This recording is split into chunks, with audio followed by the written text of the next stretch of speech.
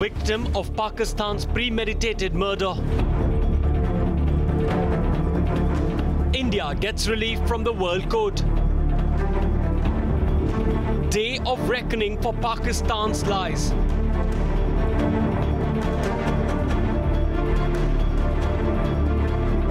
Save Jadhav. Continuous coverage on Times Now.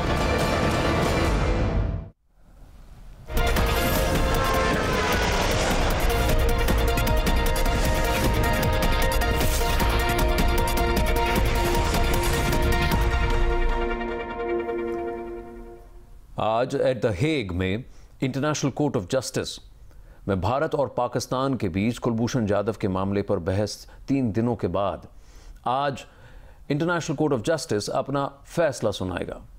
फैसला भारतीय समय अनुसार करीब 3:30 बजे तक आ सकता है। सोमवार को हुई सुनवाई में भारत ने कुलभूषण की सजा को तुरंत खत्म करने की अपील की थी। भारत ने शक जाहिर करते हुए कहा था कि पाकिस्तान आईसीजे की सुनवाई से पहले ही कुलभूषण जाधव को फांसी दे सकता है। It is incontrovertible that considering the state of affairs in relation to Jadhav's arrest and trial, and in the face of the communication by Pakistan to this court on 12th of May 2017, it is imperative that to prevent irreparable prejudice being caused to India and Jadhav, provisional measures would need to be indicated by the court. The jurisdiction under the Vienna Convention of 1963 is not as untrammeled as my learned friend has suggested. It is limited, and indeed it is further limited and qualified or supplemented by the 2008 agreement, which the applicant state has been at pains to disavow. काजल, वैष्णवी और प्रशांत जुड़ रहे हैं हमारे साथ इस वक्त। कुलभूषण जाधव मुंबई के निवासी हैं, उनका महाराष्ट्र से काफ़ी गहरा ताल्लुक है भारत में। काजल, आप उनके घर के बाहर हैं, उनके परिजनों से आपकी बात हुई, उनकी क्या उम्मीदें हैं? वैष्णवी उनके कुछ दोस्तों के साथ हैं और उस जगह है जहां कुलभूषण जाधव ने अपना बचपन बिताया। और प्रशांत दिल्ली से जुड़ रहे हैं हमारे साथ। लेकिन काजल, सबसे पहले आपसे बात करते हैं। आपके उनके परिवार और उनके निकटतम जो उनके संबंधी हैं उनसे बात हुई, उनकी क्या उम्मीदें हैं आज इंटरनेशनल कोर्ट ऑफ जस्टिस से? परिवार ने हालांकि चुप्पी साधी हुई है, पर उनके दोस्तों ने हमें बताया है कि काफ़ी एंशियस हैं परिवार वाले। वो सोच रहे हैं कि क्या होगा आज। देखिए, हमारे लिए और बाकी सब के लिए ये एक डिप्लोमेटिक चैलेंज है इंडिया पाकिस्तान के बीच, लेकिन उस परिवार के लिए ये उनके परिजन के ज़िंदगी और मौत का सवाल है, और इसीलिए वो टीवी स्क्रीन्स पर नज़रें गड़ाए हुए हैं जहाँ तक हमें पता चला है। और अगर आईसीजे हमारे फेवर में रूल करता है, अगर आईसीजे ये कहता है कि कॉन्सुलर एक्सेस मिल सकता है और एक डिफेंस लॉयर भी मिल सकता है कुलभूषण जाधव को, तो इस बात के रास्ते खुल सकते हैं जो अपील कुलभूषण जाधव की मां ने की थी कि वो खुद जाके पाकिस्तान जाके अपने बेटे से मिले। ये पॉसिबिलिटी, ये संभावना हो सकती है, और इसीलिए वो प्रार्थना कर रहे हैं कि आईसीजे भारत के पक्ष में अपना वर्डिक्ट दे। वैष्णवी, आप कहां पर हैं?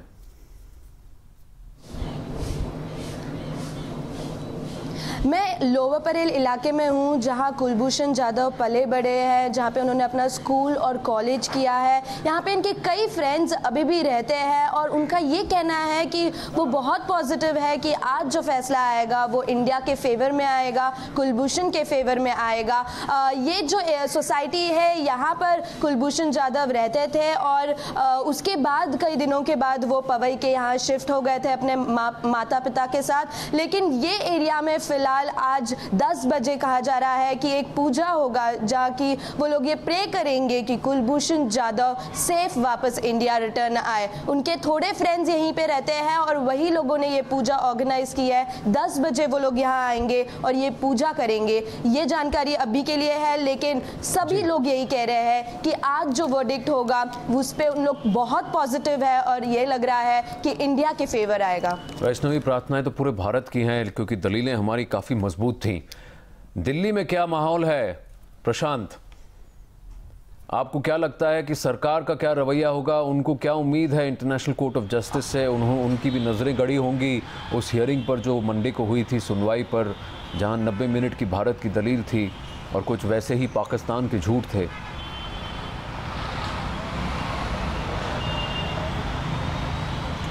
बिल्कुल आनंद, ना सिर्फ सरकार बल्कि पूरी देश की आज यही आशा है कि जो सोमवार के दिन हरीश साल्वे ने दलीलें रखी थी भारत की ओर से, जो बहुत ही प्रबल दलीलें थी पाकिस्तान के मुकाबले, आज सबको यही इसी बात का इंतजार और इस बात की पूरी उम्मीद है कि कुलभूषण जाधव, जिसे कि पाकिस्तान ने इलीगल तरीके से किडनैप किया था और फिर एक कन्फेशन वीडियो बनाया था जिसमें कि 100 से ऊपर कट्स थे, तो अब द हेग में आईसीजे के वर्डिक्ट से सबको यही उम्मीद है कि कुलभूषण जाधव को आज न्याय मिलेगा और पाकिस्तान को उसका सही चेहरा एक ग्लोबल फोरम पे फिर से दिखाया जाएगा, क्योंकि पिछले कुछ दिनों से पाकिस्तान एक तरह से कम्प्लीटली आइसोलेट हो गया है। एक वर्ल्ड फोरम की बात करें, यूएन की बात करें, आज ये एक और दौर होगा जब जस्टिस आएगी, जब डिसीजन आएगा, जब वर्डिक्ट आएगा आईसीजे का, तो एक बार फिर से पाकिस्तान की आइसोलेशन जो है वो दुनिया के सामने होगी और पूरी देश को, पूरी राजनीतिक पार्टियां, पूरे देश की जनता आज यही उम्मीद कर रही है और इस बात की पूरी प्रार्थना कर रही है कि कुलभूषण जाधव को आज न्याय मिले। Kajal, Vaishnavi, Prashant, thank you for your inputs. Brigadier Kapoor हमारे साथ जुड़ रहे हैं। Good morning brigadier Kapoor. इससे पहले कि मैं आपके पास आऊं, I just want to play out उस दिन जो दलीलें रखी गई थी भारत और पाकिस्तान के बीच। We want to play out one small excerpt of that. The execution of the sentence cannot obviously be allowed during such time that this court is seized of an application for redress of violations of the Vienna Convention. The communication, while suggesting availability of remedies, fails to provide a clear assurance that until this court is in season of this application, the sentence will not be executed. This ambivalence is, Mr. President and esteemed members of the court, without more, a good reason for indication of provisional measures.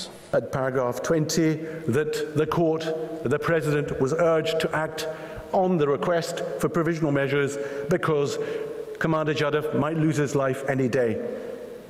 India generated a sense of urgency, not Pakistan.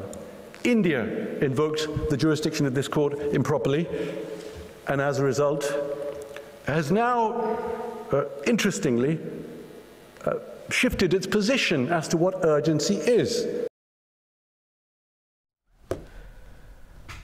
कुछ दम नहीं लगा brigadier Kapoor Pakistan की दलीलों में। बहुत घुमाते फिराते रहे और in his British Lahori accent he sounded less Pakistani and more British. बात सही बात कह रहा हूँ मैं, क्योंकि ये एक परसेप्शन है और इससे फ़र्क पड़ता है। हरीश साल्वे दिल से बोल रहे थे, एक हिंदुस्तानी होकर बतौर एक हिंदुस्तानी के लिए लड़ रहे थे और वो जज्बा सामने आ रहा था। Lieutenant general Raj Kadian also joins us this morning. Good morning general Kadian, आपको क्या लगता है क्या फैसला सुनाएगी आज इंटरनेशनल कोर्ट ऑफ जस्टिस? उनके जो प्रेसिडेंट ऑफ द कोर्ट हैं रॉनी इब्राहिम फैसला सुनाएंगे करीब 3:30 बजे इंडिया टाइम। आपको क्या लगता है क्या होगा निर्णय?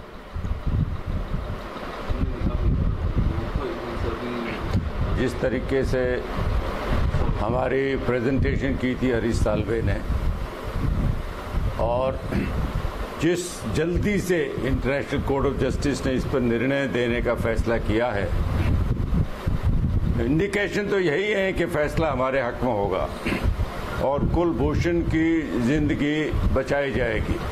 भारत सरकार ने बहुत कोशिश की है, जितनी कोशिश भारत सरकार ने की है एक नागरिक के जान बचाने के लिए, वो एक स्ट्रॉन्ग नेशन का संकेत है, एक नेशनहुड का संकेत है और ये सरकार बधाई की पात्र भी है। इसके लिए लोगों को भरोसा पैदा होता है अपनी सरकार में। पाकिस्तान के पास कोई तर्क नहीं है कि उन्होंने वियना कन्वेंशन का उल्लंघन क्यों किया। 2-3 तरीके से उन्होंने किया। कन्वेंशन कहती है आर्टिकल 36 उसका कि जब भी कोई फॉरेन नागरिक को आप अरेस्ट करते हो तो एज सून एज पॉसिबल उस देश को खबर मिलनी चाहिए। पाकिस्तान ऐसा नहीं किया। दूसरा, उसको कॉन्सुलर एक्सेस नहीं दी गई, बजाय इसके कि भारत ने 16 बार रिक्वेस्ट की। और तीसरी वजह, जब उसकी डेथ सेंटेंस सुनाई गई तो वो खबर हमें प्रेस नोट से मिली। भारत सरकार को ऑफिशियली उन्होंने काउंसलर चैनल से नहीं बताया। इनका पाकिस्तान के पास कोई जवाब नहीं था। मेरा अपना मानना है कि इंटरनेशनल कोर्ट का डिसीजन किसी भी तरफ जाए, पाकिस्तान कुलभूषण को हैंग नहीं करेगा। अगर उनमें जरा भी रैशनैलिटी है जरा भी सभ्यता है तो वो ऐसा नहीं करेंगे कि उसका फायदा कोई नहीं है, नुकसान बहुत है। बिल्कुल, लेकिन जी नुकसान ये है कि पूरी दुनिया उनको एक प्रिमिटिव स्टेट मानेगी।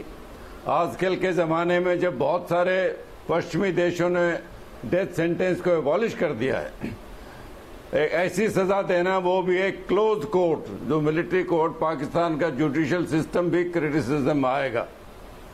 और सबसे बड़ा नुकसान भारत और पाकिस्तान के रिश्ते हैं, वो और बहुत पीछे चले जाएंगे। काफ़ी लंबे अरसे तक कोई वार्तालाप का चांस नहीं रहेगा। अगर पाकिस्तान ये नुकसान उठाने के लिए तैयार है तो ज़रूर वो जो भी सज़ा देना चाहे दे, लेकिन अगर उनमें ज़रा भी रैशनैलिटी, ज़रा भी रीजनेबलनेस है तो पाकिस्तान, मेरा मानना है, ऐसा नहीं करेगा। जी, क्योंकि उन्होंने जो सवाल उठाए थे ब्रिगेडियर कपूर, उनके जवाब तो हिंदुस्तान को भी चाहिए, क्योंकि हिंदुस्तान को भी ये जानना है कि एक हिंदुस्तानी के पास अगर उनके जैसे वो क्लेम कर रहे हैं किसी दूसरे नाम से वो कैसे जी रहा था, वो क्या बिजनेस कर रहा था, उसने कब अपना नाम बदला, उसके पास दूसरा पासपोर्ट कैसे आया, वो ईरान में क्या कर रहा था, उसका क्या बिजनेस था, और वो पाकिस्तान गया था कि नहीं गया था, ये सब चीज़ें भारत को जानना ज़रूरी है। और चाहे कोई भी कोर्ट हो, वहाँ पर अपने आप को डिफेंड करने की जो राइट है, वो राइट तो उनको नहीं दिया गया। ये तो सबसे बेसिक चीज़ें हैं। आप सही कह रहे हैं, बिल्कुल नहीं दिए गए। ये तो जनरल साहब मैं ब्रिगेडियर कपूर से ये सवाल कर रहा हूँ, वो भी जुड़ रहे हैं हमारे साथ। कौन सा असली है, जब तक हमें कॉन्सुलर एक्सेस नहीं दी जाएगी, जब तक हमारे जनरल कादियान की तहकीकात, जनरल कादियान, ब्रिगेडियर कपूर भी जुड़ रहे हैं हमारे साथ। मैं सवाल उनसे कर रहा हूँ, यकीन करना मुमकिन नहीं है। जनरल कादियान, मैं ब्रिगेडियर कपूर से सवाल कर रहा हूँ, वो भी जुड़ रहे हैं हमारे साथ। So please allow him to take this question. Yes, इन्होंने जो पाकिस्तान ने जो सवाल उठाए हैं, पाकिस्तान ने जो सवाल उठाए हैं वो अपने आप में सवाल हैं, और उसका जो जवाब है वो भी पाकिस्तान को ही देना है। और उसके अंदर इतनी उसके अंदर कमियां हैं, इन सारे जो भी इश्यूज इन्होंने रेज किए हैं, और उससे साफ पता चलता है कि ये एक साजिश के जरिए इन्होंने उसको ईरान से उठाया, और उसके बाद में कैसे इन कैमरा एक सीक्रेट कोर्ट के अंदर उसके अगेंस्ट केस चलाया गया, उसको कोई एक्सेस नहीं दिया गया, उसको लीगल हेल्प नहीं दी गई। तो इसमें तो आपने अगर ये करना है तो आप कुछ भी कर सकते हो। और उसको वो कह रहे हैं कि वो रॉ का एजेंट है, रॉ का एजेंट है तो उसको प्रूव करना पड़ेगा आपको, उसको लीगल उसको हेल्प देनी पड़ेगी। अगर उस केस के अंदर वो प्रूफ होता है, ये उसके पासपोर्ट का ये इशू उठा रहे हैं, वो पासपोर्ट का इशू तो कोई भी उसको एक वे साइड दुकान भी उसको बना सकती है, तो कोई वो इशू, ये सारी चीजें जो हैं ये आईसीजे के अंदर इनको कुछ रिलीफ नहीं मिलने वाली। आईसीजे में जैसे कि सालवे साहब ने केस प्रस्तुत किया है, वो ये पाकिस्तान इज कंप्लीटली कॉर्नर्ड, और कोई चांस नहीं है पाकिस्तान को उससे बचने का। और मुझे पूरी उम्मीद है कि जिस तरह से हमने अपना केस को उसको पुट अप किया है, पाकिस्तान ने सिर्फ इश्यूज को डिफ्लेक्ट किया है, और उसके अंदर हमें न्याय मिलेगा, और मेरे हिसाब से न्याय मिलेगा। और कुलभूषण जाधव की जो फांसी के ऊपर जो कम से कम रोक लगेगी, उसमें डिले होगा। और उसके बाद में मैं बिल्कुल सहमत हूं जनरल राहत कादियां का जो उन्होंने व्यू पॉइंट दिया है कि उसके अंदर पाकिस्तान को इसको नुकसान ज्यादा है लेकिन फायदे उसको कम हैं। तो उसको थोड़ा सोच समझ के इस चीज को करना पड़ेगा। और इस हिसाब से कोई शक नहीं है कि जो आईसीजे है वो इंडिया के हक के अंदर वो फैसला देगी। जी, general Kadian, the other factor is कि क्या हमने पाकिस्तान को कॉर्नर कर दिया है? क्या ये गूगली उनको समझ में नहीं आई? उनको कभी लगा ही नहीं था कि हम इंटरनेशनल कोर्ट का दरवाज़ा खटखटाएंगे। उनको लगा कि देखिए ये आपस में उलझते रहेंगे और हम इनको उलझाते रहेंगे और कुलभूषण जाधव का पत्ता खेलते रहेंगे हम। जबकि इंडिया ने ऐसा कर दिया कि इंटरनेशनल कोर्ट चले गए, वहाँ पर उन्होंने इस केस को दर्ज कर दिया, और वहाँ ह्यूमन राइट्स का एंगल बहुत बड़ा है, वहाँ पाकिस्तान वैसे ही उनकी छवि काफ़ी ख़राब है।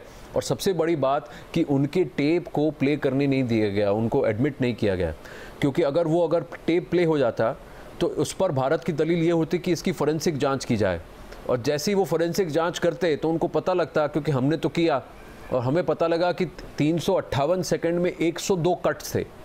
किसी भी कन्फेशन टेप में इतने सारे कट्स नहीं होते, क्योंकि जैसे ही उसमें कट्स आ जाते हैं वैसे ही उस पर सवालिया निशान लग जाता है कि कहीं ये डॉक्टर तो नहीं।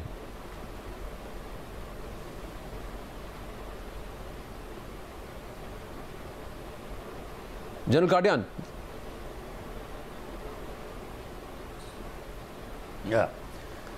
नहीं, उनके पास जो एविडेंस अभी तक उन्होंने बोला है इंटरनेशनल कोर्ट को भी और भारत को भी, वो सिर्फ एक कन्फेशनल स्टेटमेंट है जो वो कहते हैं मजिस्ट्रेट के सामने ली गई है।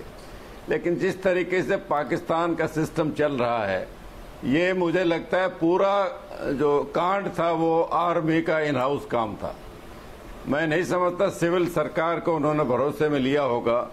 और उनके जो सलाहकार हैं नवाज शरीफ के, तारिक अजीज, उन्होंने दिसंबर में खुद कहा था कि हमारे पास सिर्फ एविडेंस है, वो कन्फेशनल स्टेटमेंट है। हाँ, सरताज अजीज। अगर आप एक ट्यूटर्ड एविडेंस जो कैप्टिविटी में आपने लिया है, जो आप कहते हैं कि मजिस्ट्रेट के सामने लिया, हमारे काउंसलर एक्सेस भी नहीं दिया आपने, तो ये तो कोई मानने वाली बात नहीं है। शायद यही वजह थी कि इंटरनेशनल कोर्ट ने भी उसको प्ले करने से इनकार कर दिया, और ये पाकिस्तान के लिए एक बहुत बड़ा नेगेटिव था। मैं समझता हूं जिस तरीके से ये हालात बिल्डअप हो रहे हैं, नहीं लगता कि international court of justice Pakistan को कोई रिलीफ देगी। भारत के लिए एक बहुत मुश्किल निर्णय रहा होगा इंटरनेशनल कोर्ट में जाना, क्योंकि 1948 में जब JNK में पाकिस्तान के रेडर्स ने अटैक किया था और हम यूनाइटेड नेशन में गए थे, वो एक हम समझते हैं बड़ी गलती थी हमारी तरफ से। उसके बाद हम बड़े केयरफुल हैं कि कोई ऐसा काम जो बायलैटरल हो सकता है, जिस पर शिमला एग्रीमेंट भी है, उसको इंटरनेशनल कोर्ट में अगर हम ले गए तो इसका फायदा पाकिस्तान उठा सकता है जी। उनको देखते हुए भी अगर भारत सरकार ने इंटरनेशनल कोर्ट में जाने का फैसला किया है, उससे लगता है कि सरकार एक नागरिक की जान बचाने के लिए कितनी चिंतित है। दो और पॉइंट इसमें बड़े वैलिड हैं जो पाकिस्तान को ध्यान में रखने पड़ेंगे। पहला ये कि हमारे फॉरेन मिनिस्टर ने पार्लियामेंट में बोला कि अगर पाकिस्तान कुलभूषण को फांसी देता है तो हम इसको प्री मेडिटेटेड मर्डर मानेंगे जी। कुछ दिन के बाद भारत ने इसको और एस्केलेट किया और कहा कि अगर ऐसा किया तो ये एक वार होगी, it will be treated as a war crime. तो जिससे साफ लगता है कि दोनों देशों में रिश्ते जो हैं पहले भी अच्छे नहीं, लेकिन अगर कोई चांस है रिश्तों में सुधार आने का या दोनों प्रधानमंत्रियों के बीच में डायलॉग होने का, वो और पीछे चला जाएगा। तो पाकिस्तान को समझना है क्या वो इन हालात का मुकाबला करने के लिए तैयार है या नहीं है।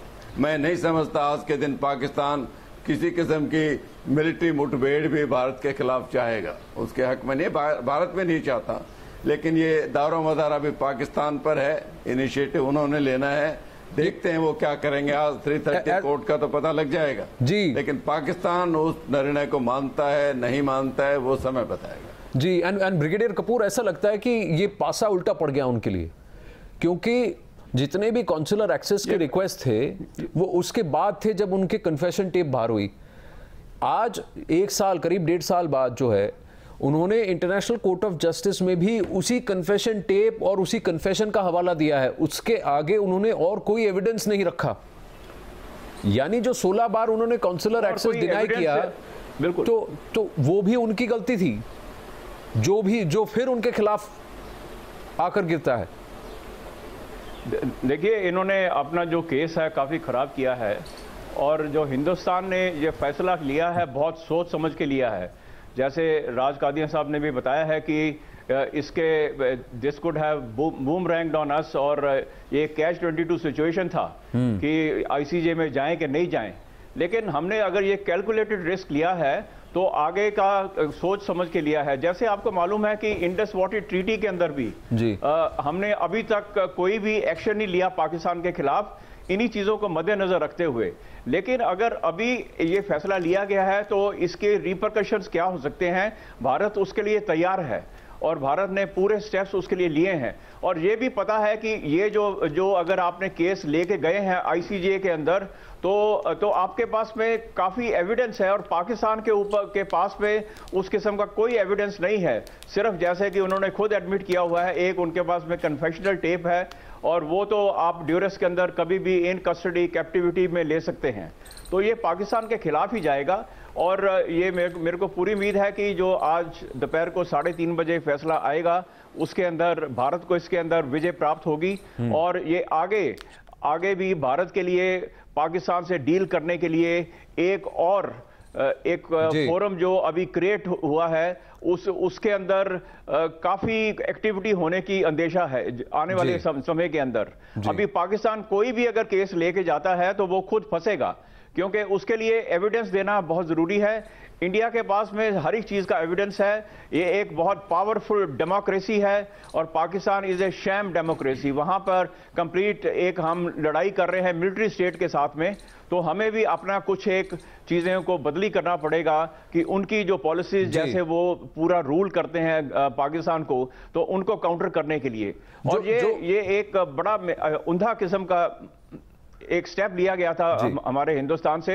और जो हमारे जो वकील वहां गए हैं सालवे साहब, उन्होंने भी बहुत अच्छी तरह से इसको किया है और वो तैयारी के साथ गए हैं। और क्योंकि इस बार हमें ये पता था कि पलड़ा हमारा भारी है। सबसे बड़ी बात यह है कि जुरिसडिक्शन का मामला है, जुरिसडिक्शन का मुद्दा था, वो सवाल उठाया गया है जहां उन्होंने कहा गया है उनको जी। और भारत की दलील ये है कि देखिए वियना कन्वेंशन कह रहा है कि जुरिसडिक्शन नहीं है, वो जी ब्रिगेडियर कपूर के अंदर वियना कन्वेंशन के अंदर अगर ब्रिगेडियर कपूर वही मैं कह रहा हूं कि जो भी बायलैटरल एग्रीमेंट होते हैं वो वियना कन्वेंशन और प्रोटोकॉल जो है और यूएन चार्टर के अंदर है, उसके अंतर्गत उस एग्रीमेंट को वो बायलैटरल एग्रीमेंट्स होते हैं। और ऐसे केसेस में in this bilateral case agreement case Pakistan signed it only in March 2017। Kulbhushan Jadhav को रेट्रोस्पेक्टिवली लेकर इसका हवाला नहीं दे सकते हैं। वो ये बातें भी हैं और ये दलीलें भी हैं, पर मेरे पास अब वक्त कम है। So I have to thank you lieutenant general Raj Kadian and brigadier Amrit Kapoor for joining me on the morning news hour. आगे बढ़ते हैं, लेंगे एक छोटा सा ब्रेक, लेकिन ब्रेक से पहले फिर से वो पंच काउंटर पंच जो भारत की दलीलें थी और पाकिस्तान का झूठ। What is significant is that the letter acknowledged that this FIR had been registered against an Indian national. The nationality of Jadhav has never been in doubt. Thus, the international obligation to allow consular access under Article 36 of the Vienna Convention has admittedly been breached by Pakistan. It is obvious that even the right of Jadhav to seek and obtain consular access has been breached by Pakistan. The Indian authorities were provided with a copy of the first information request, the details of the allegation, Annex 1. Annex 2 was a copy of the passport. Now, interestingly, at no stage has India made any comment about the possession of a passport by an individual whose nationality as an Indian national has been assumed, we say de bene esse, but has not actually been established by the Indian authorities.